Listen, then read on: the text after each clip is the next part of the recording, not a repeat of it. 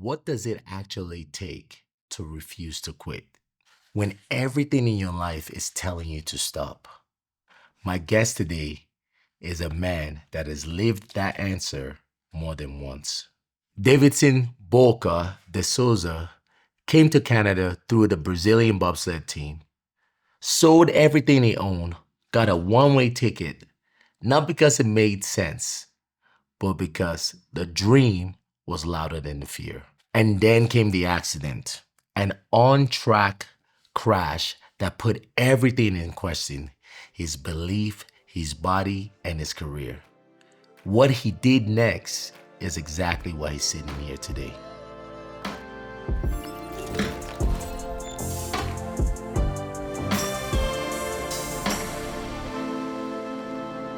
All right, Davidson Boca de Souza. You know it. I said it right? Boca. Boca. Yeah.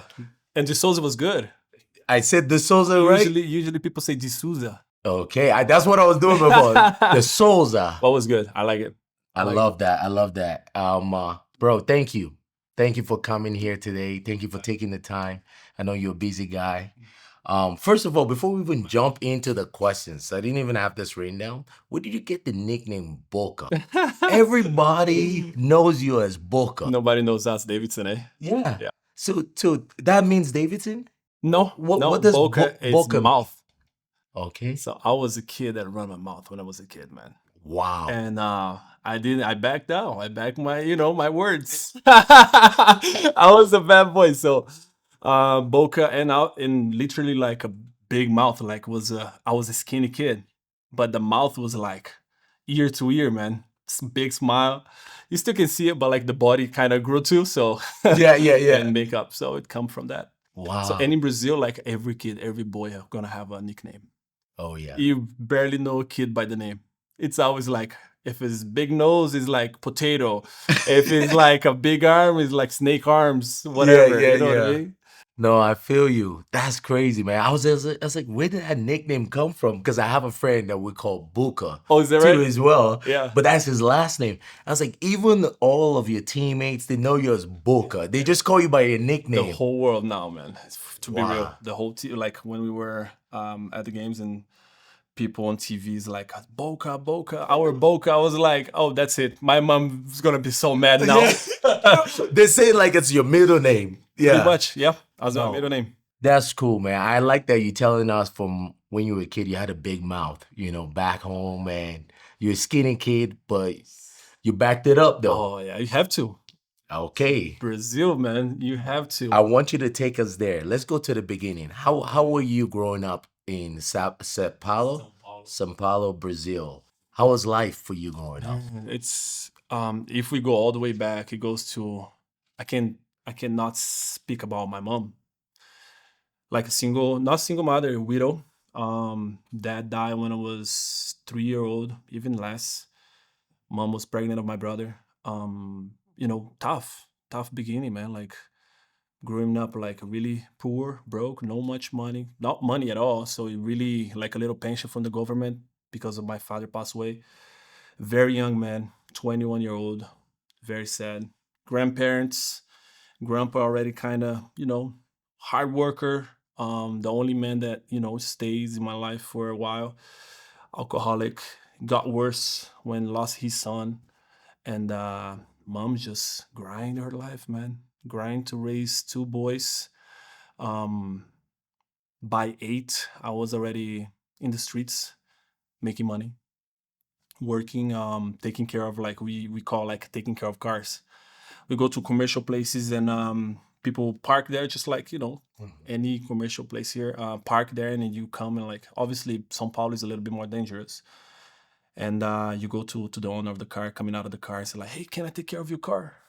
And they look at you at 8 to 12. That's where I did that for 4 years. Like, can I take care of your car? And it's like, sure, kid. And all you want is like a change when they come back. Mm-hmm. Or you go to the signals or to the signs, you know what I mean? When cars stop, and then you do something, or you wash their car for a little bit and make some change. So by 8, 9, I was making some money so I can help at home. Wow. So that's how it started.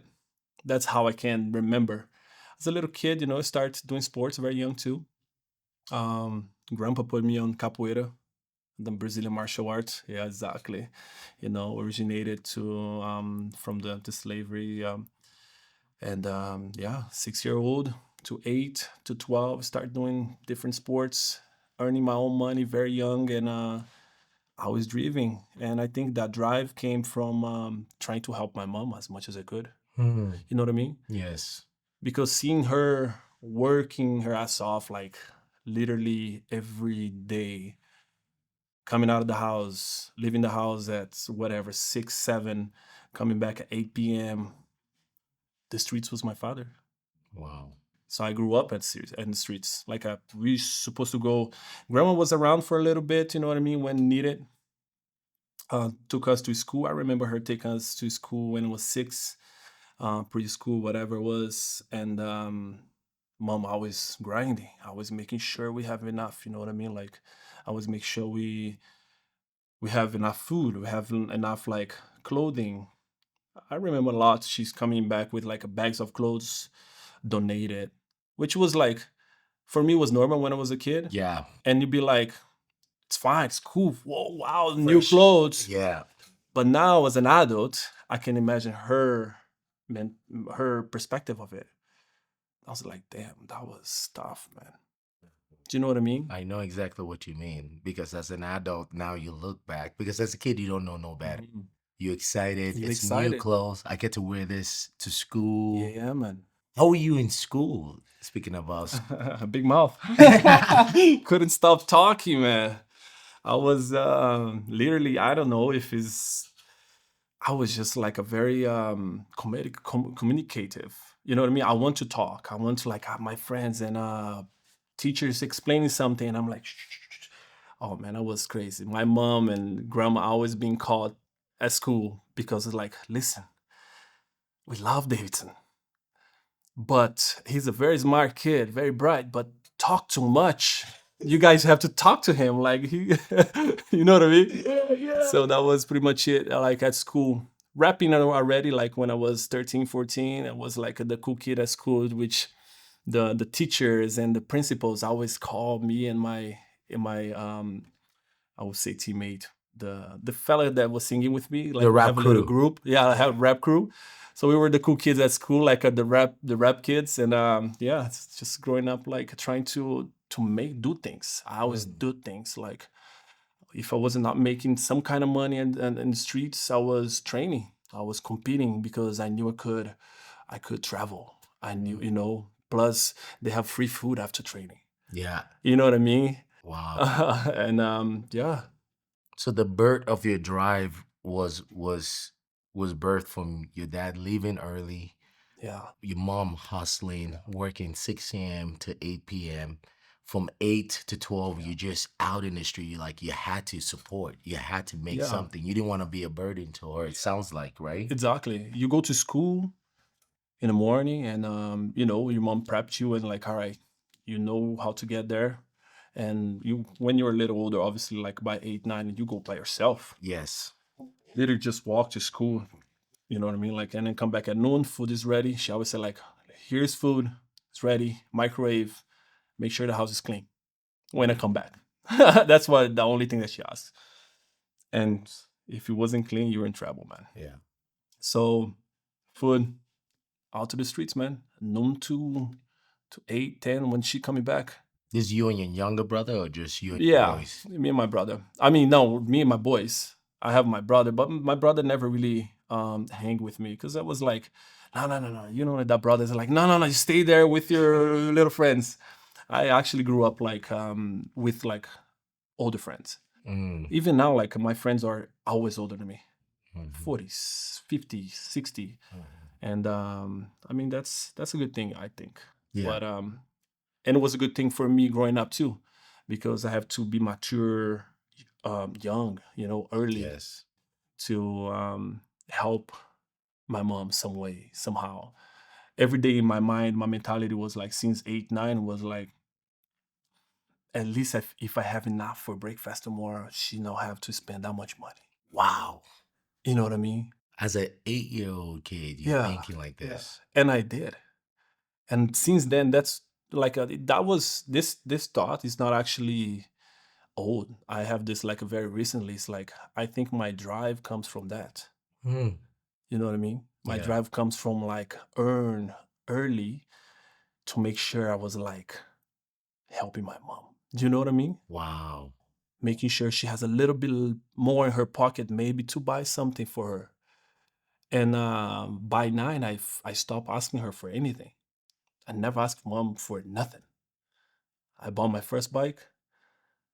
I buy my first whatever Mhm. scooter, Yeah. my first cell Shoes. phone, Yeah. shoes, clothing. She knew where it was coming from. The money was coming from. She knew I wasn't doing nothing wrong. Do you know Mm. what I mean? Yeah. Yeah. Until late in life, and then was like, yeah, that's not me anymore. And then that's another talk. Yeah. But by then, like until 12 was pure grind in the streets to make sure I don't have to ask like mom to buy anything.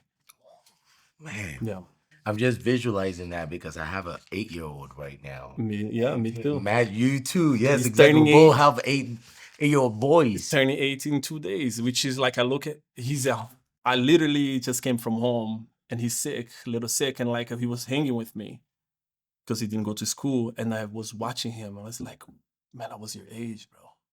Like I was you. Unbelievable. Isn't that crazy? It's insane.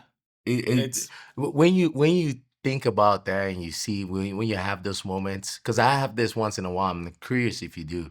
When you think about what you were doing at the age your son is and what you were exposed to, and mm, is there a part of you that's kind of like feels a little bit like kind of like sorry for that version of you that you had to do it, or kind of like how do you feel about that version of you that was him at that age that was wow. exposed to those things due to your life circumstances? I never heard that question this way. That's funny and very powerful. Um, mm, it gets me a little bit. It's a mix, man. It's a mix. You know what I mean?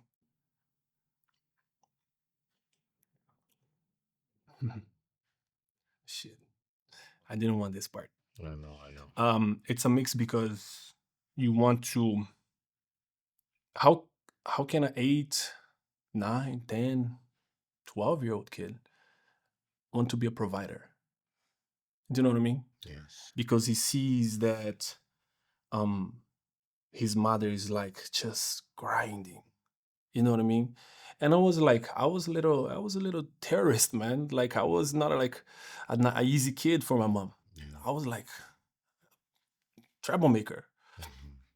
And I see my mom just always grinding, man, like to make sure we have enough to eat, we have enough to have a little house to live. And like it was literally a little house, man. Mhm. Like today I live in a small apartment, whatever, in Canada, Mhm. and I look my room in my bathroom.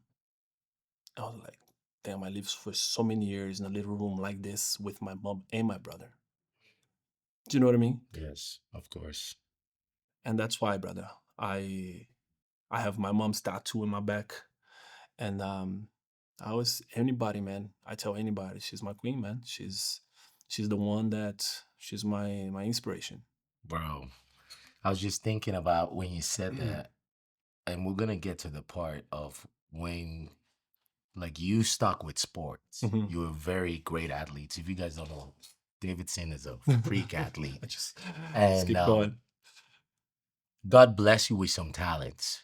Okay. Mhm. But you worked really hard to Mhm. refine your talents as a young man. And you were very good. Track was your first discipline, correct? I mean, very first was capoeira, Capoeira. and then track came later. Yeah. What shifted you from capoeira, which is a martial art? Usually they progress to jiu-jitsu and then Yeah. MMA. Yeah. But what shifted you to track? Was there some cute girl in the track that you're I like, got a I'm story. going over I got a there? story for that. So that's the happy part of like being out there, um, taking care of cars, making money, getting cans in the streets or getting cans on a football field where people was drinking their beer and throwing down. Sorry, Mm, sorry. and we filling up like bags of cans so we can sell it. Do you know what I mean? Yes. All the stuff that I could find out how to make money. I was always like hustling. I was like, can we make money? Hmm. Can we wash this car now? And how much can we get? And then, like the money just growing. I was like, from that, we have many other kids doing that kind of stuff. It was not only me and my best friend, which is still friends until today, Really? brothers. It was many other kids. And these other kids knew about track and field. And we were around 12 already. I'm already bigger. So the car owners already like kind of scared when we approach black kids, you know what I mean? Like they're like, oh, and then like they call the cops on us many times. So call the cops on us, and I'm like, the cops in Brazil is not like the cops in Canada. They're mean. They're very mean. And they kick us out many times. We go back, we kick us out. I was like, yeah, we can't do this anymore. They're gonna keep beating us. Mm-hmm. And this couple friends of us from track that was taking care of cars too, making money and whatever, growing up the same way, no father. Some of them just really abandoned the family, single mother. Same story, man. Um, Told me and Marcelo, like my best friend, said, "Yo, do you want to do track?" I was like, "What you talking about? Look how much money we're making." You know what I mean? I got shoes, I got like hats. Mm-hmm. You know what I mean? And he's like, "Listen, we got free food after." And tell you some, got cute girls there though too. I was like, we're starting tomorrow. Food girls, let's say. Cute girls and food, free food. I was just starting tomorrow. At the same time, I'm like, all right, so if we have like a free food, is one meal less that I have to eat at home. It's like, damn, we can start saving like some way, right? My mom didn't know. I just started doing the track, man. Like, and the coach is there's like, listen, we're gonna let you guys train. It's a community, right? Like a very humble community, and it's way better nowadays. Which like I love it. Every time I go back home, I go straight to the track and train exactly where I grew up. Wow. Straight to the track, and same coaches are there, which is very nice. Yeah, we started 12-year-old, 2004. I remember as today starting, man, lovely, have a great beginning. And that's when I stop working the streets and start earning through sports. Wow. Never have to work until later on in my life, like 22 or 3. Hmm. Now, could you take us to that first day on the track? Ooh, Like, take us to that moment, like the smell of the rubber. It's yeah, yeah. you know what drills, what was it like? Did you know what discipline you wanted to do in track and field? Like, No, how was that first day when you just walked to the track with with your friend? yeah, Tell us, yeah. bring me to that I moment. think I can take it there a little bit. Obviously, every kid that goes to track, you want to be the fast guy. It's the coolest, right? Yeah. Everybody sees Usain Bolt and see like, Noah Lyles now and just killing out there and like, man. And in Brazil was Claudinei Quirino. We're gonna go to the story too. Like it's one year later. Claudinei was like the fastest guy in Brazil at that time. Okay. Medalist in Sydney, 2000, I believe. So either way, get to the track. The cute girls was there. Yeah. The food was there. I was like, all right, we have to train so we can earn that thing. And that was it, man. I just fall in love, you know what I mean? Like hot. We have like I was already like with, trainable shoes, but I seen so many kids of our community just training barefoot, Yeah. literally doing long jumps and barefoot. I was like, bro, why you don't like shoes? So innocent, right? Yeah. So you don't Yeah. like shoes and not like to run with shoes? Because like in Brazil we play soccer like barefoot in the Just asphalt. like Like, Nigeria. do you know what I mean? Of So course. and no, it's like no, I just don't have it, man. I was like, fuck, and you just it's like, yeah, this is our reality. And it's so normal. As a kid, you'd be like, all right, this is normal. Competing like barefoot, some guys barefoot. I was like, and then I started growing up, and then you see like, all right, this is not right. Mm-hmm. Something is wrong. Mm-hmm. And then when I started rapping at 13, 14. And when I click, I start manifesting that kind of talk in my reps, like kind of fighting against, like, you know what I mean, the system that doesn't support the kids where I come from, or athletes. Or you were doing that in your rap. Oh yeah. So I want to touch on this real quick. I heard in Brazil there's a lot of hidden messages for the masses in music. hmm And so people can say the same thing and can mean two different things, but the people that understand it would know that that's a message for them. You know what I'm talking about? Kind of. Maybe, Kind of. but so you started manifesting this in Yeah. your rap. And my lyrics, yeah. In terms of what, like saying like kind of affirmations of like going How against. the government at that time didn't support. It might be a little bit better now, a Mhm. little bit better, but didn't support at all, like the base. You know what I mean? The foundation. Yes. Like, just to have a kid of 10 to 12-year-old running barefoot, like in a hell of hot track, Yeah. and competing for your city, and then eventually competing for your state, eventually competing for your country. Like, how painful is that? You know what I mean? And then growing up with that environment, I was like, I need to talk about this, man. And then I start rapping when I was 13, 14, and then by 15, 16, I'm talking about it. And things start growing. And the athletes like, yeah, that's right. You know what I mean? So I was like, my group was the first one in Brazil. I don't think you still have like athletes or rappers that sing about like specific sport. Wow. And that's what I did. Wow. I speak about specific sport, like to talk about the athletes and what we need and how we achieve without any kind of support, any kind of, um, do you know what I mean? Like, Yes. to be where we at without anything. Do you know what I mean? Yes. Yes. So you've already been exposed to that lack of support Mhm. and funding, and Since I was born. so it was nothing new for you when you experienced it at a different level No, as well, no. which we're gonna get to because I have a bone to pick with the support you guys were getting. Uh-huh. Which, but now, so you're doing track, 13, you're rapping, you're staying straight, so you're out of the streets, you're Mhm. focused.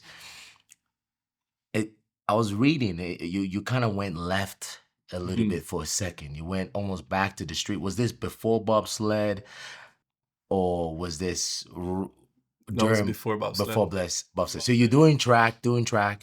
What was the day? What was the day you're like, you know what? I think I'm gonna try to make some more money again. And I don't think my mom's gonna be proud, but I think it's time to just like in the documentary, I speak a little bit about, and Mhm. it's time to just let it go, because it maybe sometimes it's just part of like that. I don't have to be holding up, you know what I mean, or not being proud of what I. It was like obviously not big deal, not big deal. It was a big deal, but like not big stuff. It's just by 18, 19. 18, 19. So I'm a very dedicated kid. Yes. You know what I mean? Since I was like little, very dedicated. By 18, 19, I've saved a bunch of money so I can buy a motorcycle, Yeah. so I can go to university and be still keep being a cool kid. Mhm. Do you know what I mean? Like, if you don't want, if you have just bikes by 18 and 19 Brazil, you're just like, nah. But if you buy a motorcycle, you're like, oh damn. You know what I mean? Yeah. And I got a scholarship, like literally one of the best universities in Brazil, 100%. You know what I mean? Just to compete for the university and In track. in track, yeah. Wow. So while being in track, you were competing at a high level Yeah. already. So I became like by 15, I became like the top 5, top 7 kid in the country. Wow. Yeah, In what like discipline? shot put, discus, and javelin. Wow. So that was my 3 disciplines in track and field. And I was like top 10 from 15 to 21. Do you know what I mean? Wow. Even though like by 20, I was like, you know what I mean, like swerving a little bit in life and was not super. It's just like the environment and the police brutality and like the money lack, and you see still like by teenager, you see your mom is still doing the same thing, and like the money that come from sports is not enough. You know what I mean? Sometimes they cut it for half year, and then you be like, you see your mother just struggling to pay the rent, and it's like, man, I don't want to go back to the streets and do the same kind of stuff. You know what I mean? Like you can really get jobs, zero experience, obviously you're a teenager. Yeah. And so I was 19 when I got in university, 19, 20, oh no, 18, 19. By 20, the motorcycle that I got with like so much work, saving that money, still paying, it was still paying. Somebody stole it. Criminals stole it, just. And then I was like sad, you know what I mean? Super sad, man. And go to the police, report, go to the criminals, report, nothing. One day the police found just the, what do you call it? Just like the bike, it's just literally the frame. The frame of the bike. Hey, come get your bike. Fuck, me and my brother again, Marcelo, my best friend. Yo, let's go there. Bike, they found the bike. You get there, it's just a frame. The police call you in a room, and you're like, oh shit. And the cops is like, hey, so you can take your bike. Are you gonna pay a coffee? And paying a coffee is like pay them for their job. And you're like a 19-year-old and 18-year-old, like it's like, you for real, man. I didn't have money. So go outside, talk to my brothers, like, hey man, do you have like $50? They're not gonna let it go. They make me sit there forever. Don't let me go with my frame if we don't give them anything. And then the frustration, right? That frustration, that anger just start growing, because you already said, I didn't know if it was depression. I still don't know. Yeah. If it was depression, whatever it was, obviously from everything that come building up, Yes. to the moment that you achieve something like so meaningful to you, and somebody just take away. Again, that's the beginning. Yeah. Somebody just take away. And I was like, F that, man. That's what they want. Like, let's give what they want. And then we already like on environments, you know what I mean, partying, like funk music is like, we call prohibit funk music, was like all talking about like bad stuff, you know what I mean? Like, and we just hang with the wrong people at that time, and then start doing wrong stuff. You know what I mean? Like, if they can earn that easy, why we cannot? And just start doing things that probably mom wouldn't be happy, you know what I mean, to catch me doing. But at the same time, I was the good kid was still there. Yeah, it was in there. You know what I mean? The good kid's still there, like 20, and my coach was like, hey man, whatever you're doing, I don't want to know. He probably heard about what we were doing or whatever. And that was my first coach, actually. Like, whatever you're doing, you're already 20. You're going super down, you know what I mean, track. Bobsled is going to do this trials, 20 to 21. I can't really remember. He's like, bobsled's going to have these trials to rebuild the new team.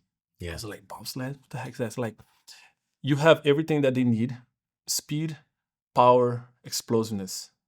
Okay, you're an athlete still. You're just not going well, and you're getting older for track, and you're not dedicating yourself anymore. I was come to the track drunk, going to the meetings drunk. You know what I mean? Like, didn't care anymore. I would believe that was depression at the time. Oh, Do you know what I mean? yes. I would say today, how many years later? 14 years later, I would say that I was like depressive. And that started literally from the bike, the symbol being stolen, taken from you, and then you went. Plus everything else, right? Like, Yes. that come building up from the very beginning, and you're hustling since you're little, and then you get something with so much effort, Yes. and somebody just take away from you, and you're like, all right, the system wants that. That's what they're gonna get, and that's exactly how every kid like me do, man. And so many of us don't pass over 21 Oh my goodness. until this day. Do you know what I mean? Yes. That was the straw that broke the comments. But like from childhood hustling, dad died, you working, saving, working, staying the right path, training, all of that, and then boom. Yeah. Like really. All right. Do you know what I mean? I know, man. And like going back a little bit, I was 16, 17 and lost my grandpa, the only man that was only man that I could like, even being an alcoholic, like, you know, definitely not a good example, but it was the only man I could talk to. I could be and like ask things of men things, you know what I mean? Yes. So he just obviously because of bad food and alcoholism Yeah. died as well. So you'll be like, your brain is just messed up. Yeah. Your brain is messed up. So you're trying to find things. So you found in sport, and that thing is just kind of sliding away from you, and you're like, oh damn, I'm getting lost. At the same time, you're like, you're getting lost, but you can't. It's just like you paralyzed for being on that environment. You know what I mean? Yes. You paralyzed. You can't get out. Even you seeing how bad you're going, and then Is you're it like, is it that you just couldn't see a vision mm-mm. from like being in track? You just couldn't see that was the way out, or That was it. Like by 20, track was not in my brain anymore. I was so disappointed about of everything. So disappointed, man. Like getting a point that you don't have guidance. If you don't have guidance, yeah, how the heck you gonna go somewhere? that's true. Do you know what I mean? Yes. You lost if you don't know where you want to go. And I quit. I quit for a little, and coach called me like, "Hey, we gotta talk." Yeah. Bobsled came along, and the trials was like, I don't know, man, 100 athletes, like different backgrounds, and like it's like, how the we want to pass this? The only thing I knew though was like we're going to Canada. The top 10, the top 8 will come to Canada. I was like, I'm going to Canada, brother. Excuse me, but one spot is mine, and I was the youngest and like one of the best ones. And they have the plan and the goals of like bringing the youngest one to be the next pilot. So I'm not supposed to be the brakeman. Yeah. I'm supposed to be the guy in the front. But again, I was too reckless. I was too reckless, man. And then came to Canada, brother, like 2013 October. Wow. Zero English, man. You just come. It's like, let's go to Canada. So you made it out of that 100 people tryout. You were the youngest. They brought you over here to be the pilot. How was it when you touched down in Canada? How was that day like? What was your mindset like? What are you thinking about? It was already cold, man. October. It was already cold as hell. I was like, this is incredible. And you know, like all that view, like the mountains, everything in Brazil, like you just see that kind of stuff in movies. You're like, this is dope. Like, wow, you know what I mean? And then you're like a excited kid. So I see the light. Remember, I was going through like depression. Yes. You know what I mean? I was going through like very bad moments, and I was getting lost. We're doing like from small things, small bad things. You're already like, all right, we're succeeding on this. We can do bad things. And that's when I pull out. That was God, man. That was God saying like, you already have enough. You know you're not made for that. Do you know what I mean? Yeah. Go back here and go over there. And yeah, man, that's when I say bobsled saved my life. Wow. I'm just thinking to that moment when your coach called you to like talk to you, and you're in that depressed state, you're in a dark place, you're surrounded by bad things. What do you think moved you to even take him on that offer to do bobsled? It's funny that you asked that because I was angry. I was very angry at my coach for a long time. Again, I was like a very explosive kid. Like mentally, I was like, it didn't take much. I was still the Boca of the nickname that talked, you know what I mean? Talk back when you say something that I don't agree. And when he said that, like, oh, you're getting old and you're not dedicated anymore. You're not going anywhere in track. Go do this trial. I did understand that he was trying to help me. I thought he's just like talking shit. It's like, yeah, you're not good enough for track. Just get out of here. That's how I took it. That's how you took it. And that motivates me with coming to Canada. That anger motivates me to do my best. I was like, I'm gonna prove this son of a gun that I'm good. You let a good athlete that go. I'm good, still good. Wow. How messed up is that? That's crazy. How messed up is that? That's crazy. But today I go back and I always thank him. You know what I mean? Yes. And I'm always like talking to the new athletes, and like he always show like who I am, where did I, what did I achieve, coming from where they come from. Yes.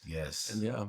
Wow. Look at this story. That's crazy. It's like, I feel like in life we're always like a moment away from big shifts. Yeah. From like doing something really bad or doing something really great. It is the turning point. Yes. It's like I always gonna have like a new turning point, a new shift. And I've been learning this now. Bro. This is profound to me right now because I'm just thinking about those little moments. The bike, the call, and then you're in Canada, bobsled, representing with the 10 guys, right? So how does that journey now lead to you representing Brazil, representing Canada? Man, it was already beautiful just to come to Canada, you know what I mean? Through sports. I was already very like super excited, man. Like, you know how cool that is, man. Now I do, but I couldn't understand until like after this last Olympics. Like literally, I'm marinated about this stuff like the last 3 months, to whatever the last Olympics was, and I'm like, I step in Canada, we getting this nice car for rent. I was like, what? You know what I mean? I was like, what's going on, man? And go to this house, it's like everything new. I was like, we're gonna live all together in this house. We go to the COP at Winsport, and I was like, what the heck is this facility? I'll go to the ice, start doing it, and obviously I'm competing with my own teammates. They were rebuilding the Olympic team. So from those 8 to 10 guys, the Brazil Olympic team. Okay. Yeah, so those guys would compete to build the 5 guys that go to the Olympics. Not me. Remember, I was just the young kid that came to try to be the next pilot. I was like, I'm gonna do my best, man. I'm gonna do everything I can. But the coaches speak English. Like the coaches that will teach us the track, the Olympic track. Yeah. I mean, which is amazing to step on the Olympic track from the Jamaica movie. You know what I mean? The Cool Runnings that I watched when I was I was like, are you kidding me? What am I doing here, man? Do you know what I mean? But I knew I was gonna go back home. Christmas break. I'm going back home. I will now go to the Olympics. That's from the beginning. Okay. And then the guys just start falling off. Bobsled's not easy, right? The guys, some of them just start falling off. Some of them still striving, and I'm striving together. I was like, okay, one go home early, another one can keep it up, can really perform bobsledding. And I was like, okay. And then Christmas come, I supposed to go home with a couple of them. Coach is like, stay here, Davidson. Train with the guys. So we're talking about 2013 October, and the Olympics is like 2014 February, right? So we have like 3 to 4 months. Yeah. Literally, actually 2 months and a half, because 3 months, because 1 month you already like qualified. Bro, that was it. When they say stay here, I was like, that spot's mine. That's all you needed. All I needed was this, like, stay here and train with the guys. I knew exactly what's gonna happen. I just turned the gear. I just shift. You know what I mean? Change gears. It's like, yeah, that spot's mine. Okay. I love that analogy of changing gears, locking in, like activating. I want to isolate that moment for a lot of us, because we've all had moments in our life. A lot of business people watch this podcast and people that are driven, and we could feel stuck sometimes. You know, when we're competing and we're like, I just need to lock in. Like, what does changing gears look like for you? What did that process? Yeah, they gave you the green light. Yeah, you're gonna stay here, but it wasn't guaranteed. Not at all. So what did you do? What did you do mentally? What did you do physically? How did you change gears? I have to become undeniable. I put in my mind like they gotta make sure they cannot leave me out. I will make sure they cannot leave me out of this. Did you say to yourself, like, tell me that moment? Like, how did you change gears, bro? I become something else, man. I stopped talking same talks. I stopped like, you know what I mean? I literally told myself like, all right, you gotta become something else right now. And that was it. And it just happened. Next day, man, just like, I mean, that's obviously a story for later. But like next day I was training harder, quiet, didn't talk much, um, and more than everybody else. If I have to warm up, I warm up earlier than everybody else. If I have to finish workout, I finish after everybody else. If I have to push this sled, I push more than everybody else. If I go home and everybody's chilling or watching or on a cell phone, or I was doing planks, I was doing curls, I was pushing up, I was doing drills by myself. I was going outside and do jogs by myself. By myself. Hungry, hungry, hungry. It's like I need to make sure I'm not going back home just being one more that came and didn't achieve. So was it that pain of going back home and being one more that didn't achieve that was really pushing you, or was it the attraction of representing Brazil that was pulling you? That was Which one was seeing it? was not just the fear of going back and being one more, was the seeing the light, seeing the possibility that I could be at the at the Olympics with the Olympic team. Wow. I saw the light. The moment they told me, man, the coach and the president, I still remember. We're good friends now, me and the president. After obviously a big fight that I have, I fight with everybody before, not now anymore. um, I remember him and the coach having a meeting with me. It's like, hey, listen, you know that you're supposed to go home with them right now Yeah, for yeah. Christmas break and then just come back next season after the Olympics. But we decide and we see how hard you work and how much you're improving. We want to keep you here training with the guys. Oh, I said like, you're not going to, I'm not going to disappoint you. And that was it. When I turned my back, brother, my brain's already changed.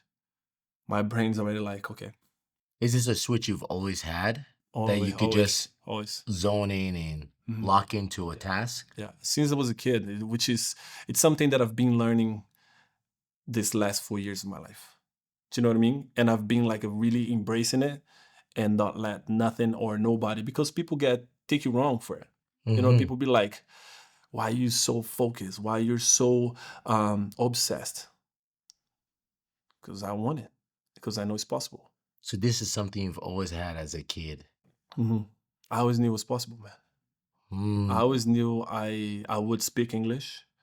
I always knew that I would leave Brazil. Do you know what I mean? And I said those things. I said out loud. When I was 13, so we're going back to 13, track and field is already like ingrained in me. It's tattooed in my life. And I'm like reading this magazine and that it's like Claudio Quirino there, the fastest guy in Brazil. I look at him, beautiful picture. I was like, that's what I want to be, an Olympian. I said I want to be an Olympian when I was 13-year old. And I said exactly the same words that I'm going to tell you right now. I said, I don't know when or how I'm going to get there, but I will. And that was it, man. It just locked in your mind. It really like, it felt, it's scary. And I understood later on, like this manifestation stuff. So I was like, yeah, manifestation is my last name, goddammit. Do you know what I mean? I manifest since I was a kid. Like I've been talking about it, and it happened. I don't know when or where it's gonna happen. Now, I'm thinking about that the kids that were in similar positions as you were as a kid, you know, no Mm, father mm, or father passed away or not present, mm, and in a very bad environment. I think sometimes there could be that fear to even dream. Did you have fear to dream or self doubt? mhm, Maybe this might be too mhm, much mhm. when you said that at 13, and fast forward to when you were 21, At the 22 games. in October, and Mhm, they're telling you stay. mhm. Was there like a little bit of self doubt, or was it fear? Was it like, because sometimes it can be scary to Yeah, dream and say out loud, yeah, this is my goal, I want to yeah. achieve this, especially something that's representing your country Mhm, in the Olympics. mhm. I don't know if it was self-doubt. I'm still dealing with those thoughts, like those things that I felt it. If it was self-doubt or it was like a pure um knowledge of like, am I actually different? Hmm. Do you know what I mean? Am I actually like those kids that people, not a kid anymore, obviously. Am I actually those guys that people say, yeah, he's totally different. Do you know what I mean? Like it doesn't think it's like people that do the normal stuff every day. Like I can't. I feel sick when I do. If I'm not battling, I feel like I'm losing. Do you know what I mean? Wow. Yeah. So I don't know if it was self doubt sometimes, or if it was just like recognizing that I was different.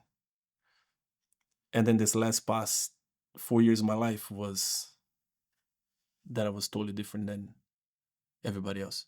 Bro, man, this is getting like, I'm, guys, if you can't tell, I'm so engaged right now with Davidson. Book. That even strong. It's just because your mindset, man, is so unique. And I wanna speed up track a little bit. Okay, Mm, so let's finish that. Let's cap that first. So October they gave you, they opened the crack yeah. and you ready to run through that door. You represented February. Mhm. Tell us how that experience was. Brother. So I didn't know that I was qualified. It was me and a good friend of mine actually until today was fighting for that spot. So the team was like pretty much the main guys Mm-hmm. and the spare, right? Like Yeah. so I can't remember exactly. We compete until in Lake Placid, New York, until got some medals. I have like really good memories of those days. Like we competing, we were like hungry, winning everything, beating like one of the team Canada, beating Australia, beating some UK team, and it was like Brazil, Brazil, Brazil, trying to qualify. So last competitions, that's January, and then we go to Brazil and wait for the call because we still have some competitions in Europe to form the rank, the top 30. We in Brazil, I'm like with my friends, let's go to the beach. We go to the beach where everybody got this house, you know what I mean? Like good friends, family. And then the news come like on TV. I didn't know what's coming that day.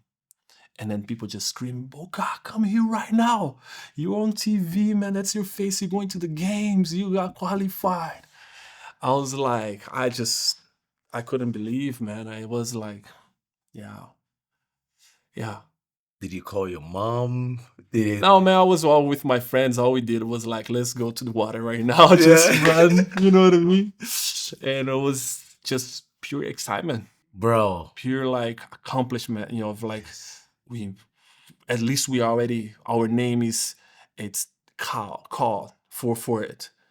But when I stepped there, man, when I got the flights and we're going with the team, and you know what I mean, the pilots talking about like, oh, the Brazilian team is on the plane. I'm like, you are kidding me.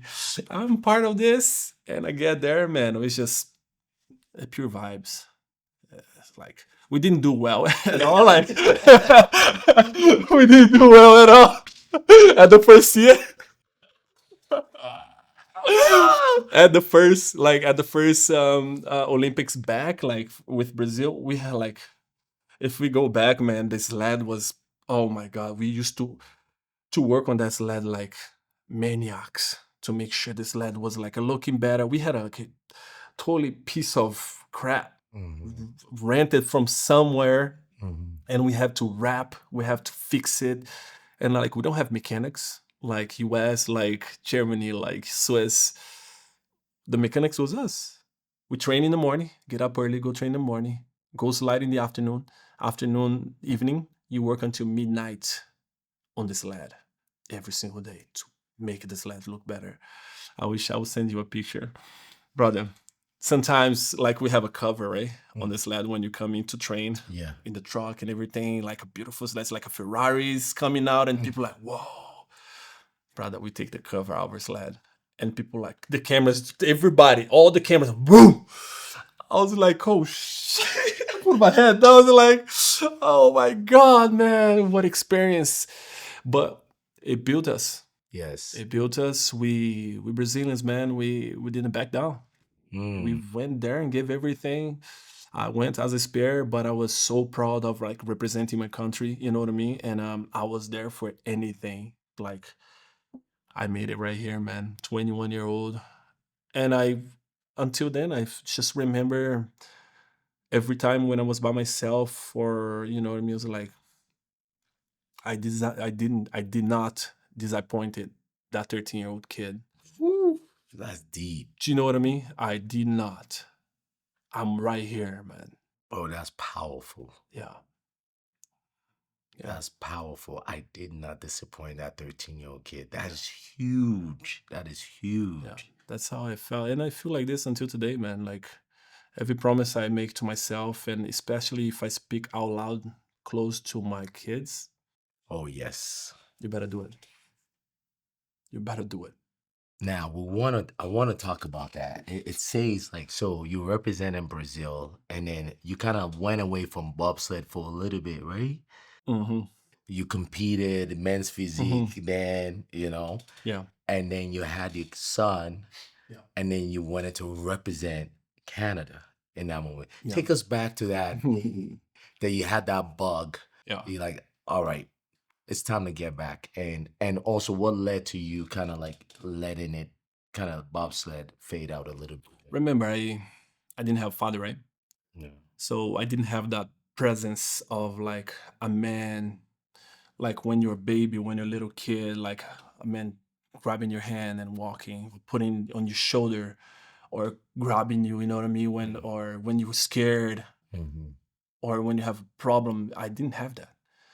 So my fear was that I would be too much on the road with bobsled, because bobsled take you out for 6 months, Yes. and you out there. You just come back maybe for Christmas break for like 10 to 2 weeks, and go back for another 3 months. That was my fear. I was still active through after the Olympics. I came to Canada, so remember, I have to go back home. So 2014, after the games, that beauty is done. Games done.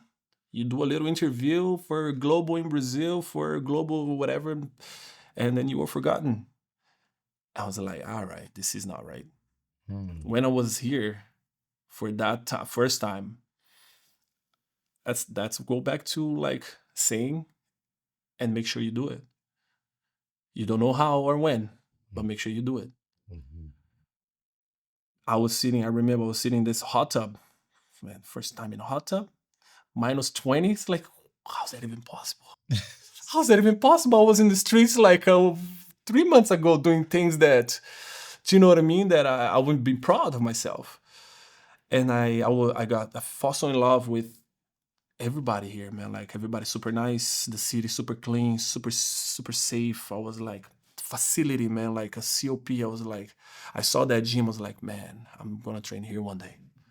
That the Olympic gym where the national athletes train. Yeah. I'm like, I'm gonna live here, man.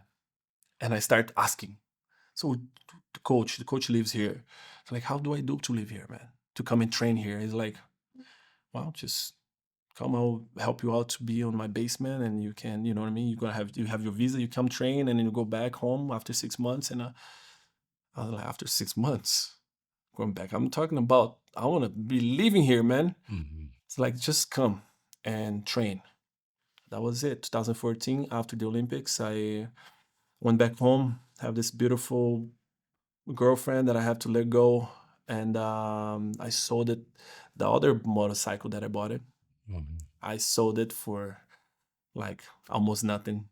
A little cell phone, the little BlackBerry that I used to have, Yeah. and bought a one-way ticket. And I have life just happened. Life just happened. I start training. I start meeting people, and met the mother of my kids right away. And I left to compete, come back for Christmas at that same 2014, and then come back to compete again. And she called me. I got a thing to tell you. I was like, yeah, yeah, yeah. She was pregnant. 2017, and the baby come, Dylan. And I was like, yeah, I can't compete right now.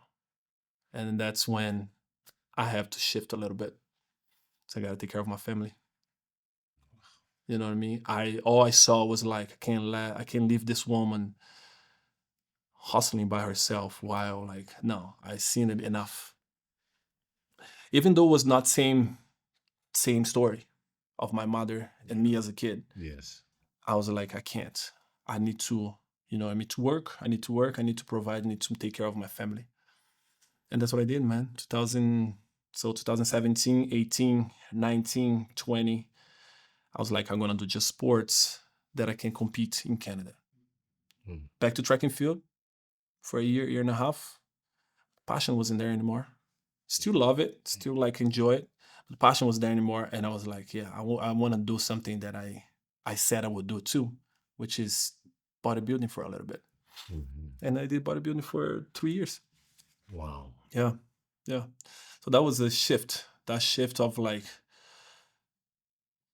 coming to Canada after the Olympics, meeting the mother of my kids, become a father very young. I was 23. This story is like a movie, man. I'm just visualizing the whole journey. Okay, so you got the bug, start training down there, and what are the steps you want to? We haven't even got into your story, like the main. We're gonna be here till tomorrow, man. Probably that's what it is, right? Like that's why that part that you want to get became easier than would be for everybody else. It wasn't easy, but maybe easier for me than everybody else could. Yeah. Everything else behind. Yes. Do you know what I mean? All right. So you got the bug. You training. How's the process to make the team? Are you trying to make Team Brazil? Are you trying to make Team Canada? Team What? Canada. Okay. Team Canada. So how's that process? It's a competition, man. It's trials. Same thing. Explosiveness, speed, power, strength. Right. I started training. I would remember I was training for bodybuilding for over 3 years. Yeah. So my body is not athletic anymore. Like I can't run fast. It's beautiful. I can't run fast no more. It's like a not performance anymore. Not athletic. It's athletic, obviously. But I can't run fast anymore. I can't jump high anymore or far. I can't push a sled anymore. So I have to break it down again. Brother, literally break it down. So like break knees, break ankles, break Achilles, back, everything hurt for an entire year because you're trying to get faster again. You know what I mean? Get athletic again. And that was it. In my mind, I said to the person I was at that time, I was like, listen, it's going to be hard. You might not see me much. And I will do this for 4 years. It's 4 years because I will be at the Olympics and I will be one of the best ones to do it. That was it, man. Just like that kid said, I will be at the Olympics at 13-year-old. Yes. I said, I will be the best, one of the best ones to do it right now. Do you know what I mean? and I will be at the games in 4 years. It's gonna be hard. That's the words I use, brother. Like literally, I can't forget because those words just it haunts me forever. And I said, it's gonna be hard, but I will make it. And this is the Olympics. Are you talking about the one that happened this year Mhm, that you were talking about 4 years ago mhm. without knowing where you were gonna go In front through? of the TV. That in front of the TV when bobsled was finished. The boys was getting the medal, you know what I mean? Yeah, Like yeah. just finished screaming, crying. Yeah. And I said those words. I don't know how hard it's gonna be, but I know it's gonna be hard because I knew I was like not as fast as the guys anymore. Not, I'm older. I'm 29 now, right? Like, Mhm. and I was like, all right, you said you're gonna do it. You go do it now. And that was it, man. You start training, started, Yeah, made the team. everything. So 5 in the morning, I'm in the gym, go work, come back to the gym at 6 p.m. Maybe I'm home by 9, 10, sleep, 5 in the morning in the gym again. You have to work overtime. If you want to actually accelerate the process, you have to work overtime. Yes. And I have to do it. It's a 4-year goal. 4-year goal, man. Usually it's more, but that 4-year goal was like pure dedication. Pure dedication. Was no days off. Like if I have like in 4 years, if I have 5 days off, like literally to sit down and not do anything. In 4 years, 5 days. Yeah. Counting the hospital day. My goodness. Because, you know. Now let's get to that moment. So you've set this goal. In 4 years, it's gonna be hard, but I'm gonna make the Olympics. The one in Milan, Italy. Yeah, Cortina, Milan. Yeah. Now, you went through something crazy that almost crushed that dream. Mm. Take us back to that day. Okay, we yeah. I mean, I think we gotta go back to like first year, you know, Team Canada and like really striving through it. It's like I'm gonna compete the highest level I can. I didn't first year I couldn't make to Canada 1. I was in Canada 2. You know, still like the most experienced guy. Mhm. Not so fast. Understandable. Mhm. The pilot from the documentary didn't want me at all. Didn't want me at all in the team. But he knows to get medals, you have to have the best guys. Yes. The coaches did their move, put him in his team. He got his first bronze medal in the World Cup ever. And it's my first bronze medal in the World Cup. It's the first, I'm the first Brazilian to have a World Cup medal Wow. in history of like bobsledding. And that was like, that's it. How was that moment for you? It was so emotional, man. Like I was so happy, you know what I mean? Like, but when I go home by myself, I'm like, yeah, you ain't wrong. I'm not wrong to do what I'm doing right now. Yes. Do you know what I mean? Yeah. You're going in the right direction. And that was the first year, remember. I was trained the whole year. That was November. We got the first medal. I was like, all right. Second year come, I'm getting way better. You know, pumped from like the bottom of the team to like already, you know, top 10. And then third year come, the Olympics so close now. I was like, all right, I have to be on top 10. Or top 10 on top 5. If I'm not on top 5 in the team, next year you can't. But things was swifting around and you know, the teams was like not much money on it. The teams was like always chosen by the pilots because was self-funded. Coaches didn't have much control of it. So the pilot fund the teams, Yeah. their own teams. Yeah. So they have to go find money Yeah. This is to go compete, like to represent Canada. to represent Canada. Okay, I want to talk about this. I gotta talk about this before we even get. Yeah. When I watch the documentary, the Redemption documentary, Redemption Run, and this documentary, you can find it on YouTube. It's about the journey for Team Canada, and I was so pissed off that you guys are so underfunded and you're representing the country. Yeah. And the government is taking all this tax money from everybody. Tell me about it. Don't come after me though.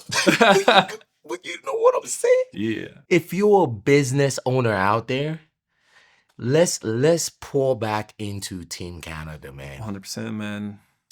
Let's pour back into Team Canada.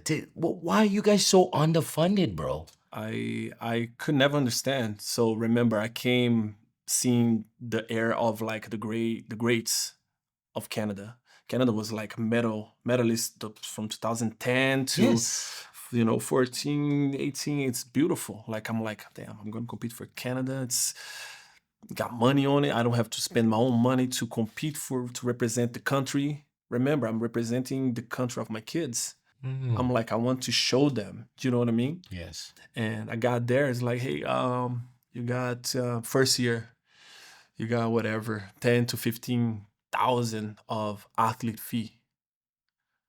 I was like, They say you pay. in my era, yeah, that's my generation of Team Canada, and you have to pay to compete. You have to try. You have to do the trials, make it, and pay Team Canada. $10,000-$15,000. That was the first year. In the last year, they have to pay over 30,000 to be on Team Canada. To represent the country in the Olympics. Mm-hmm. So you have to go find funding Yeah. and market your own self 100%. to represent the country. Find sponsorships. After making the team. Yeah.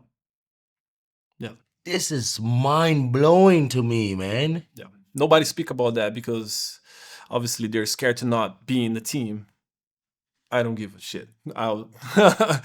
That's why they don't like Boca, because I couldn't believe in that. It's like, you guys are wrong for that. Do you know what I mean?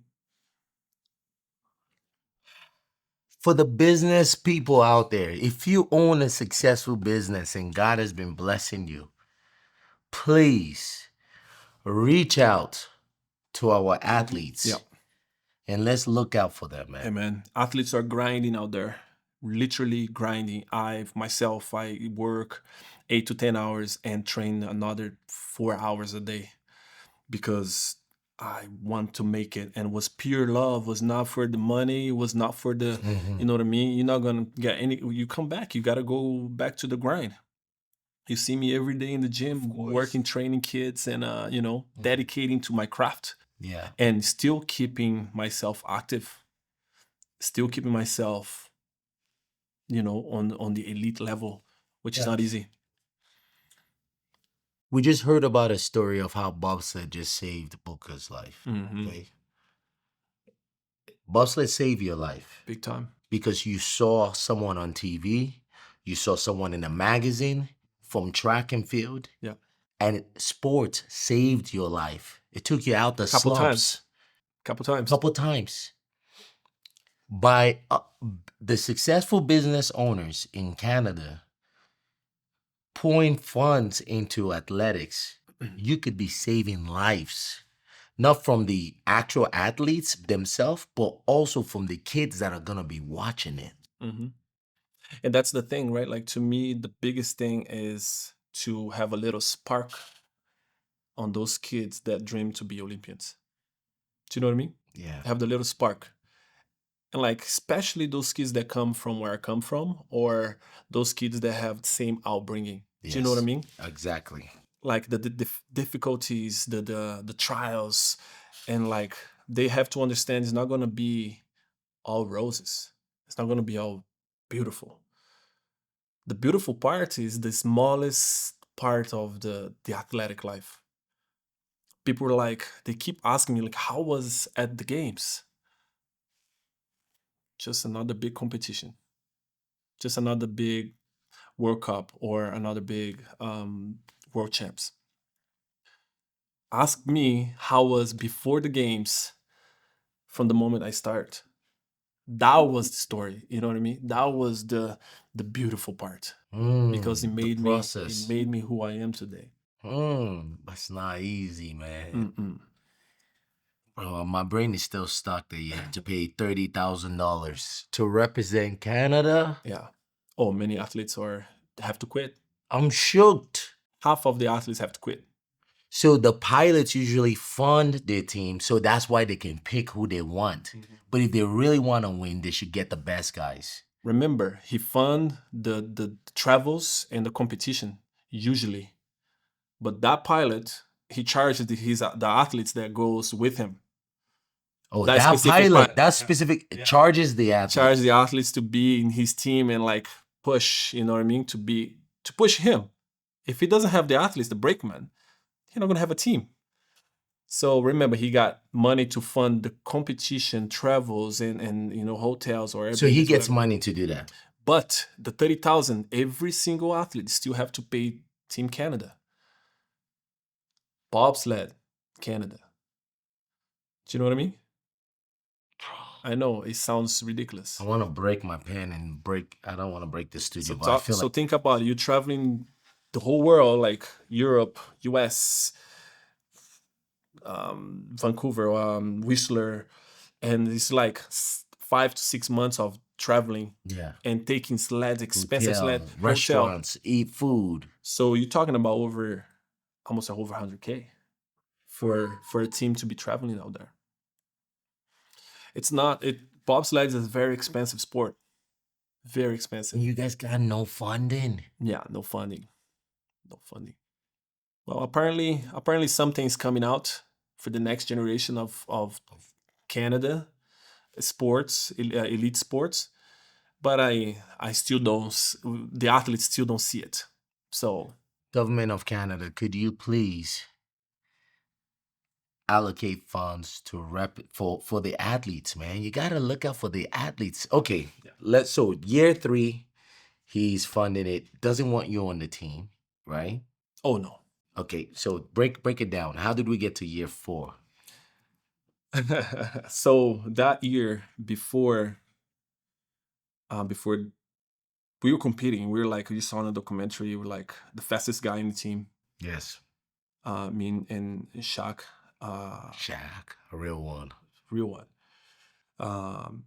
We were the fastest ones, train hard, do everything. We're living together, like just to really dialing to train and be undeniable. Yes. And we did it. It's like we are kind of the one guaranteed. But remember, self-funded, and the pilot can choose who he gonna take to compete. And the pilot Canada one is that guy that not everybody likes it. Mhm. Do you know what I mean? Because it's not a real athlete. He's a pilot. And for some reason, nobody still don't know. For some reason, he didn't want the 2 fastest guy in his team. He wanted the newbies. He wanted the new guys that still didn't know how to do bobsled. We good. All right, cool.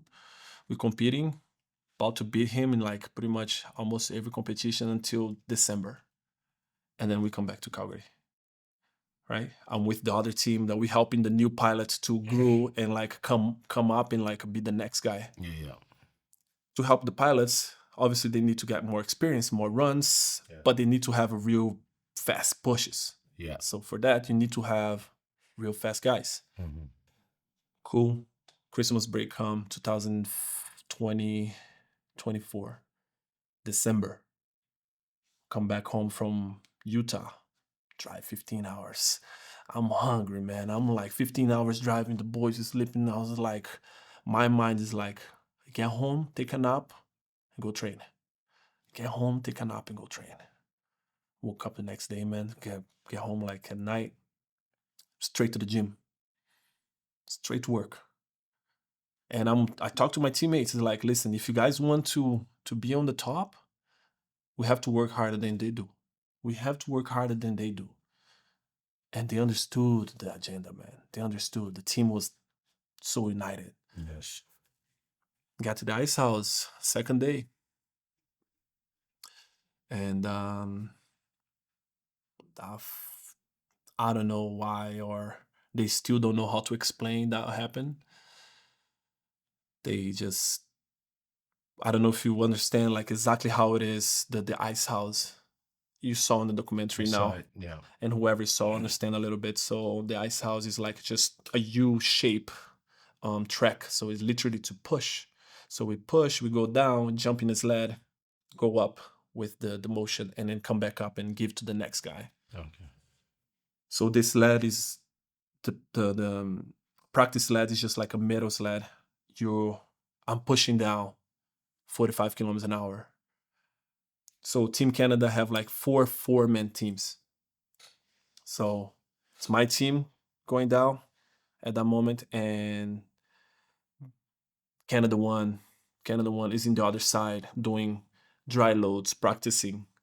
That's what they said. And out of the blue, they have the four-man bobsled in the track, like facing me, while I'm already going down at 45 kilometers an hour. And they have three guys inside that sled, which makes up to 530 kilograms coming against me. I didn't see it. They said they didn't see it. All I heard was the screams, because people that it's watching know that's a catastrophe, like something bad will happen. And I'm in it. I'm the one that's gonna suffer. So that metal sled, 120 kilos, 45 kilometers an hour, my head is on the level of the metal, because you go down so you can cut the wind, right? For speed, for aerodynamic. But I hear the screams through the helmet. All we have to protect yourself is the helmet. That's all, and your body. Straight to anything you happen is your body on the ground. I'm going down. I hear the screams and look up, and the metal's right here. My body pins because the other sled is coming down and have like head collision. So my body pins inside the sled, and all I remember after was not being able to move. Do you know what I mean? So the sled was literally inside the other one, from 45 kilometers an hour to going backwards. I just remember like trying to move and I couldn't move. Um, my teammate, one of the teammates that was in the other sled, trying to touch me. I was like, don't, just call the ambulance right now, because I couldn't move. I was like a really, I thought I was, I thought I broke everything that would take me out of like walking. All I said like at that moment was like, thank God I'm still alive. I don't know what's happening right now, but I'm still alive. And shot came. Shot came down. I remember just him like, man, we have to turn you. We're gonna have to. And I look at that was the moment I look it down and I saw my right leg right in the other side here. Hmm. Like my femur was just a, like literally another leg in the side. And I was like, yeah. But it was both, right? Like both hit it. So I torn like four different muscles in my leg. So all my femur, like Yeah. femoralis, it's torn. Like one of them is completely torn, the right one, and 35-40% of the right one was gone. The femur was shredded. Like for a little bit, didn't come out of my skin, and all remember is going to the hospital. Did you feel pain? Oh, that moment, like that 10 seconds, 15 seconds that I was obviously, I passed out, that was just a quiet moment, numb. And when I woke up, the pain came together. And when the pain came together, man, I don't think I ever in my life felt excruciating pain like physically like that one. It was, it was just insane, totally insane. Do you know what I mean? Yes. And it was a nightmare. It was a nightmare for a long time. Yeah. So you got You got to the hospital, Mm. and right away they had to do surgery on you Mhm. immediately, right? When you woke up from surgery, take us to that moment when your eyes open Mhm. and you've woken up from surgery. You said 4 years ago you go into the Olympics. Mm. What was going through your head, man? I mean, it took 24 hours actually to do the surgery. I was with my leg hanging for 24 hours. They have to put something to hold it so the bone doesn't touch each other. Um, Whatever they did, I was pure drugs in my, like so they take the pain away. I remember crying a lot at that day because I couldn't control my thoughts. I couldn't, you know what I mean? When you're full of drugs of your mind, all you think is like, what is going on right now? What is going on? You know what I mean? I could not understand. It felt like a nightmare, and all I want is to wake up. We go to surgery. Next day, I can't remember exactly what time. Put another drug in me, so take me out. And when I wake up and I look, I was like, oh, I was like, is that done? Like all I see is my leg, like gigantic. And the surgery is done. They have to put a titanium pin inside my femur, right? Like they drill the femur, put a titanium, like 2 feet titanium on your femur, two bolts to hold it, two different parts. And I wake up like maybe 2, 3 hours later, and I'm like, all right, doctor come through, right? And she's explaining what happened, explaining what's going on. I'm already like a little bit sober. And she's like, okay, so do you understand what's going on, right? I get it. You're not, you're trying to go to the Olympics, but unfortunately, you have to, you're going to have a long time to recover that. And you're going to be challenged. You know what I mean? Many challenges now on. Explain exactly what happened and the surgery and everything. And I just want to wait for her to finish so I can ask her like, so how long do I have? I have an Olympics to go. And she laughed. She's like, all right. She got up and like, just rest. Oh, that didn't work for me. Mhm. I literally, when she left, I looked to the side and I saw those walkers, Yeah. like those. Mm. And I asked the nurses like, pass me that walker, please. She's like, what do you mean? Yeah, pass me that walker. She's like, oh, you can't. Like, you just came back from surgery. It was like, no, just pass me that walk. And I'm going to start working right now. I have to start working right now. And I have a video of me like, it's just ugly. I mean, I had probably posted like me trying to get up out of bed and by myself. And it's like, no, I didn't want to help from nobody. I want to make sure I could do those first steps by myself. That was like a proof that I could make it. Wow. Do you know what I mean? Yeah, that was This is crazy, man.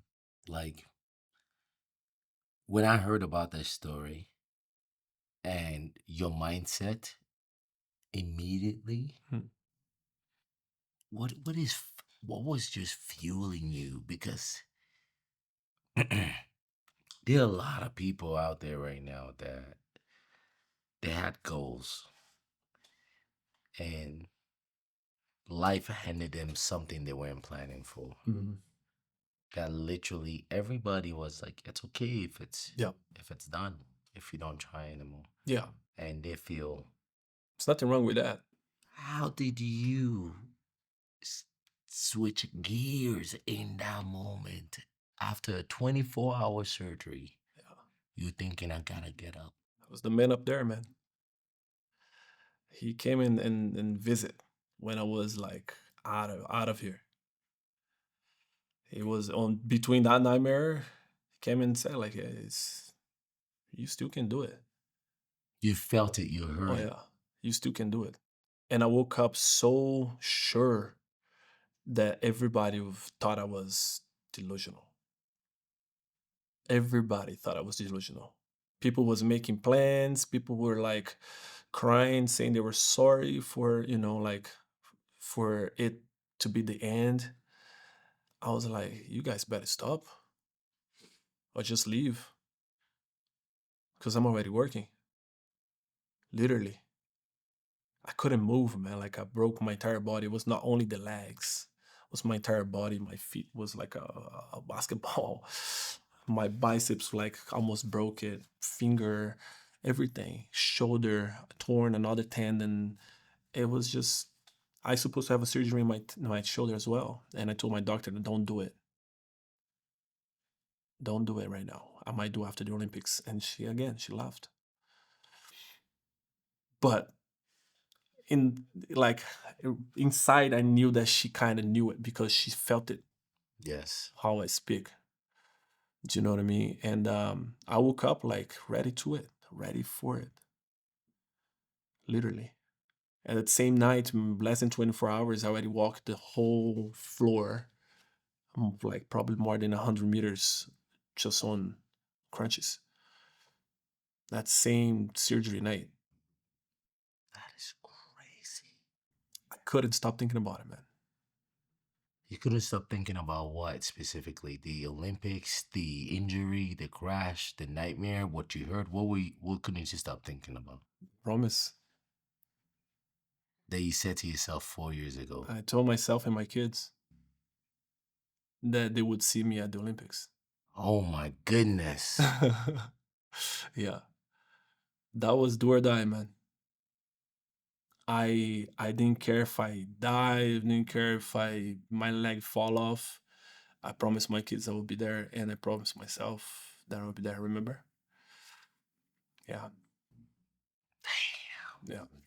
It still gets me, you know what I mean? Still gets me. The promise you made to yourself and your kids. Why do you think that was so like what about that do you think makes it so real and strong to you? Outcome, I think everything comes from not having a man like me in my life when I was a kid. And I just find that out today, like not too long ago. All comes from not having a man like me in my life as a kid. And I have to go through all those things. And obviously I told you like a few things. We can spend days here with stories that I had as a kid, as a young man, you know what I mean? As a father. I want to make sure my kids understand that what they say to themselves, they would do, they better do. Yeah. That's the only thing that can take it. This is real. What do you say to someone that has already broken too many promises to themselves and they hear your story and they're inspired? Mm. What would you say to them right now? Stop breaking the promise. Start now. Start right now. Whatever you already said to yourself, take the pain. Take that pain that will come with getting there and embrace it. Really embrace it. Yeah. You have to embrace the pain, man. Embrace the pain. Pain. Bro, I remember watching the documentary and the interviewer said something about like, have you accepted the reality you're not gonna be in the Olympics? And you looked at him like, I don't even register that question. I couldn't. Bro, when you said that, it moved everything in my body. Cause I was like, he's not even thinking about the reality that is not How do you cultivate that mindset in that situation? Your leg is broken. Mm, You tore a bunch of stuff in your whole body broke. mhm. You're sitting down, your leg is up. Olympics is in how many months? That was like recently. That was like maybe 10 days after the accident. So I have like 11 months. 11 months. Yeah. You broke your femur, you tore a bunch of your leg muscles. Yeah. You're in a performance sport, and the interviewer is telling you, have you accepted the reality you're not gonna make it in 11 months? And you say you don't register that question. I don't understand. I just didn't. It was unacceptable to me to even think that was not possible. It was unacceptable. Every time any little thoughts negatively came to my mind Mm-hmm. on that matter, I cut it. How? Move. Move. Literally move. Do something else. Cut it. And it's like, hey, no, I'm already there. So the thoughts, they did come from time to time during your journey. Mhm. Every single hour, bro. Every single minute. The nightmares, the moments that you wake up at night, like with the sled going down and you're hitting something, or in a car or in an airplane. It's, I don't know what it is. I didn't go to a doctor yet. That sounds like PTSD to me. It is. Do you know what I mean? That's a crazy accident. So I told myself that's unacceptable to believe that is not possible. I saw myself every single day at the Olympics, like I saw myself when I was there. I It's insane to tell you this right now, but I could see it clearly. Do you know what I mean? Yes. The visualization of it, it was ridiculous. What was your routine like every day while you're rehabbing? Would you take a moment to actually visualize it? Why I was doing it, why I was doing every exercise or every walk, I was seeing myself there. I saw myself at that place. Do you know what I mean? Yeah. In the sled. That was it. That's crazy, man. Mm-hmm. I remember seeing you limping in the gym. When we met. And I couldn't, when I was hearing about your injury, and if I'm being fully honest with you, when you told me you're gonna be in the Olympics, like, I don't know what he's talking about. How? It made me a question that I can never forget that. It's like, how can you do it? Right? Like you made Yes. me a question, how can you do it? Like, and I knew clearly like my body's broke, but the soul is intact. Do you know what I mean? My soul was intact. The mental, it was in a bottle. My mental was in a pure bottle. Literally a war inside myself. But we gotta go home with the victory, man. Yes. We gotta go home with the victory, and we will not accept defeat. I would not accept defeat that time. Now, Boca, tell me about that moment when you qualified to make the Olympics. it was a it was a long journey, man. Those last when I start training again, back to the sled. I think it was one of the hardest parts was like I go back to the sled Yes. 6 months later. The sled that almost killed me. The ice that almost killed me. And the teammates that almost killed me. Everybody was there. I put it same spikes. I put it same helmet, broken helmet to go down. Same glove that they have to cut. I put everything same. Just couldn't put the same clothing because they wreck, like they have to cut the whole thing, the paramedics. And that was really hard. Step in the ice and my body starts shaking. And I couldn't, like, things was just like blocking my throat, like, what's going on? You know what I mean? Like, I was paralyzed. I couldn't move, and I was still wrapped up, leg wrapped up. So I give him this sled. That's my turn, and we go down. Yeah, we went down. That's when it started. Yeah. How was that moment? How was that? What would take us to that moment? You going down the sled, you going down the ice Mm. for the first time since your injury, 6 months after, which is insane. Hmm. How was that feeling? How did it feel like? Probably the biggest challenge of my career. The biggest challenge of my career. Tell me more about that.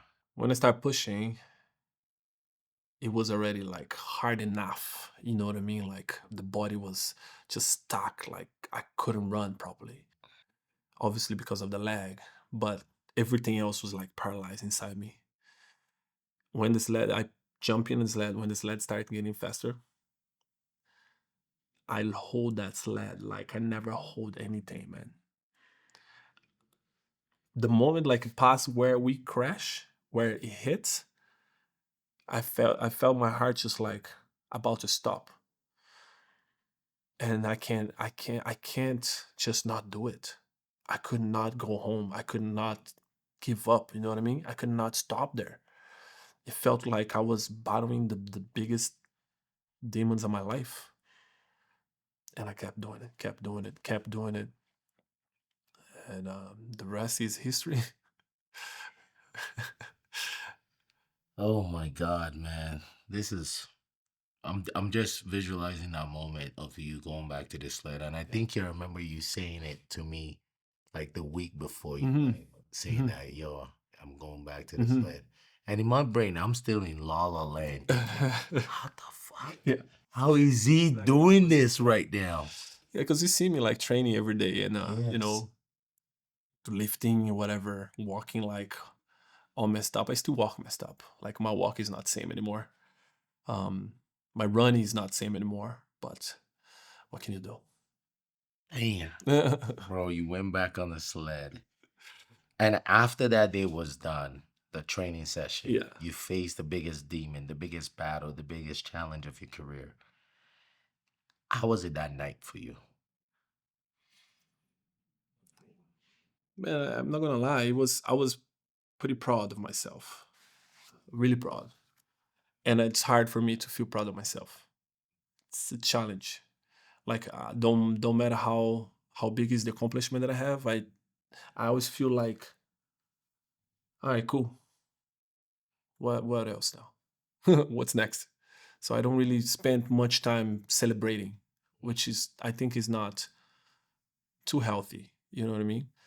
But that night I went home and I was like really talking to the man up there and saying like, all right, thank you for proving me this whole time that I will be back and I will make it.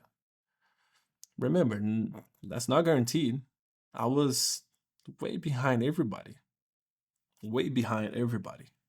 Like back to the line. Do you know what I mean? Yeah. But that was the biggest proof that I have that I will make it. Okay. What if you could tell us the path to then representing Brazil Mm. and then stepping on the ice to compete in the Olympics? Yeah, I could not represent Canada anymore. I couldn't live in same environment with the guys that cause Mm, this to me. And I would have conversations with the Brazilian coaches. You know what I mean? They need someone that experienced it. You know what I mean? yeah. And I've been 3 years with Canada. I learned so much. You know what I mean? And I have my decisions already. You know what I mean? And that was it. The the the non-supportive environment that I was living, it was killing me slowly. Do you know what I mean? I couldn't deal with my emotional, I couldn't deal with my mental. Like the mental of like I keep pushing it towards the Olympics was there, undeniable. Yes. But the mental of dealing with people that caused that and nothing happened to them, Which is weird. nothing happened to them.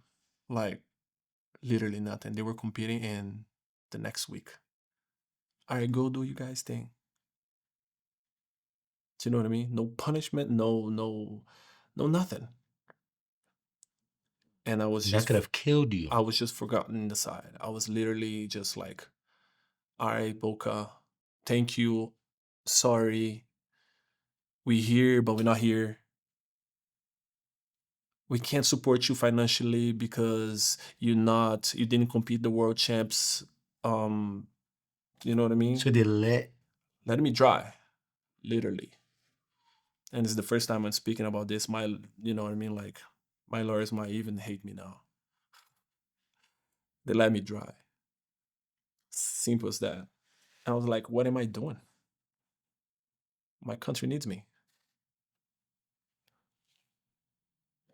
Don't take me wrong, I love Canada. But the sports system is broken. wow, they let you dry. Bobsled system, Canon bobsled, it's been broken for years. And they want to hide something that shouldn't be hide. Do you know what I mean?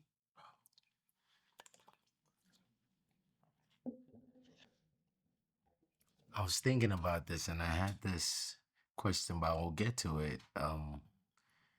So you represent Brazil. Mm-hmm. How did it feel, man? Brother, it's the best decision I ever made in my life, in my career.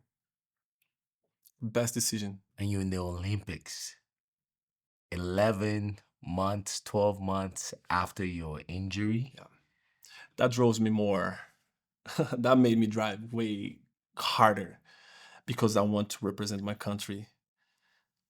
Do you know what I mean? I Yes. want to make sure I will give everything I can. And I was back to like a very close to where I was before the accident. And that was it, man. When I put the uniform and my flag was right there, I was like, okay. Everything that I went through, that I went through, felt like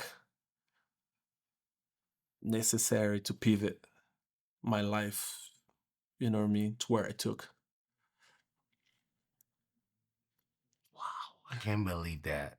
To like the moment of like I am still gonna make it. Everybody has doubted that this is not gonna Yeah. happen. They think you're delusional, Hmm. and you actually are at the Olympics Yeah. representing your country. How did you finally tell yourself like, yo, we gotta soak in this moment? I think I was so used to the idea Mm. that I didn't feel that way You've already experienced it so many too times many in times. Everything, every step, places, and everything. Bro, the first track, that's crazy. we have this official training before Olympics, way before the Olympic season in November. And a bunch of teams go to the track, to the new track, right? Like where it's gonna happen the Olympics. And Brazil went. I was with Brazil. The first track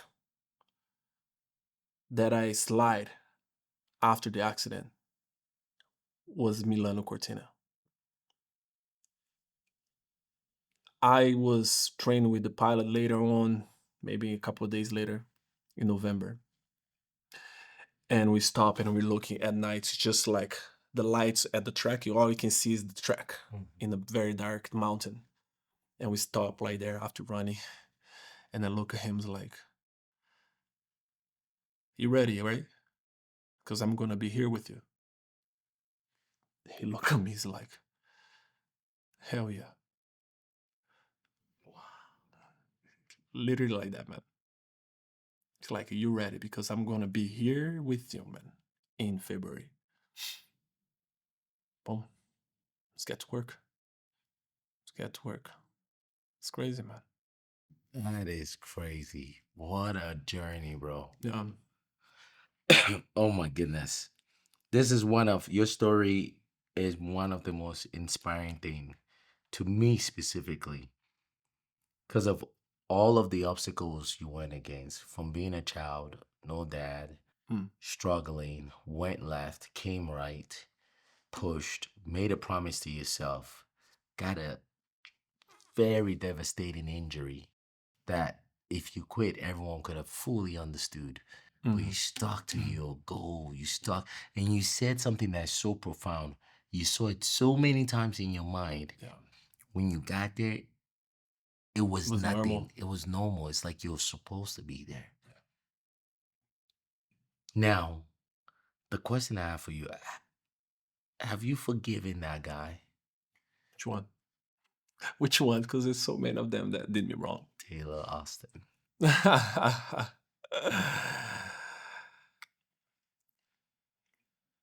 I would say something like he said in the documentary.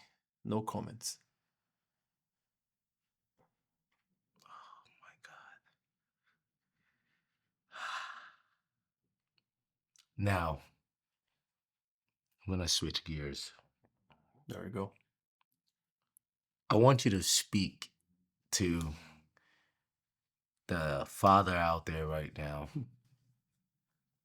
the 13-year-old guy out there right now, the wife, the mother, that their dreams is looking like it's not gonna happen, Hmm. and they're doubting everything. Hmm. And then in that moment, they're like, I think it's not gonna happen. Hmm. I think is obviously it's so cliche when we say like it's our mentality, it's our mindset, but it is, man. It is. It is a mindset. It's all about what do you believe? The belief. Do you really believe, or is just saying because you want to look cool, or is just saying because it make feel good? Do you really believe it's possible? Do you really believe you can achieve? If you can, if you really believe it, you just gotta go for it. Go for it. As I said, embrace the pain that come with. Embrace the challenge. Embrace the trials and the tribulations. Embrace the downs and the ups. Embrace it. Learn from the downs. Take advantage of the ups, and don't stop until you get it, man. That's the only thing that's gonna make you feel confident on yourself. It's to make what you said you would do happen. Do you know what I mean? Yes. That's when you get up out of the bed and like, "Hmm, all right, next." Let's go. Yeah, Let's go. yeah. And one last thing before we leave. Tell us about the Kind Monster Foundation. Kaimos is like one of the love of my life, man. Like I met this guy when I was very beginning working. He's actually passed away a few years ago. Mike Lou. Sorry. Mike Lou, like a beautiful soul, man. Rest in peace. And he saw me working. I was like working already like 7, 8 in the morning, sweating. And he asked me like, why are you already sweating? No shirt. I was working outside painting his fence actually, making some extra money to pay athlete fee. And he's like, what'd you do? It's like, man, I was actually training at 4:30, 5 in the morning. It's like, holy shit, what were you training for? And I explained to him, he's like, I want to sponsor you. And I ended up finding out that he was like one of the owners, the founder of like Kiduro, the child TV, Oh, could you? Oh, wow. Kiduro. So he was the founder, and he sponsored me for a couple of years. And during those couple of years, he's like, "Hey, I have this name. that I create when I was in a hospital going through some tough time. It's called Kind Monsters. And I can see that on you. And I want to work with kids through this. I don't know exactly what we want to do, but I have the name and I want to work with kids. Remember, I used to rap. I used to want to help kids for my community. I have a whole project already written. And then I said, like, this is what you're talking about? And he's like, I love it. I love it. Let's work. And we create Kind Monsters. And for a few years, we go as much as I can, obviously, because financially is, fundraising and then raising money to go and, do it, taking money from my own pocket and going and finding people that support that kind of idea and go to Brazil every year and do a beautiful event, sports event for like hundreds of kids, giving food, Yes. giving equipments, football, fixing their changing room, fixing their field, fixing parts of their community, and giving, like basic needs to those athletes that struggled just like I did when I was a kid. Go there and see a kid playing without soccer shoes or track spikes, and like, what's your number? All right, let's go get it. Do you need a new shorts to compete? Let's go get it. Wow. And that's Kind Monsters to me. And I'm gonna put a little documentary that is already done a long time ago, like maybe a couple of years ago. That is not out yet, but it's gonna be out there. It's called Kicks of Hope. Okay. It's about the kids that grew up. It's still growing up in our community. 12, 15-year-old kid that struggled just like I did, and we're showing that the beginning of it, how it is, and I just want to show the world how possible it is to be great on what you said you want to be. Yes. Yeah. That's awesome. That's Kind Monster. And how can we support the Kind Monsters movement? Well, Kind Monster is out there on Instagram right now.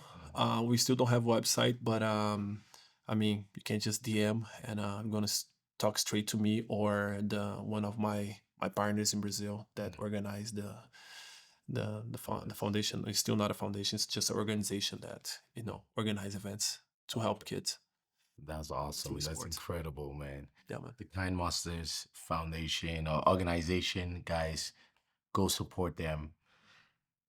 Boca, what is next for you? I still what do you call interrogation mark. We're still deciding. I just talked to my surgeon, and she's like, listen, if you want to go to another games, we have to remove those hardwares.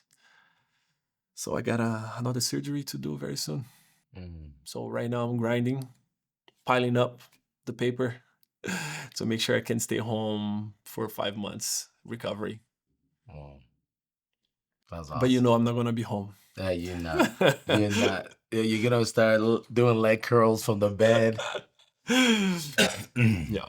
Excuse me. Bro, man, I just want to thank you, man. Thank you. Thank you for not quitting.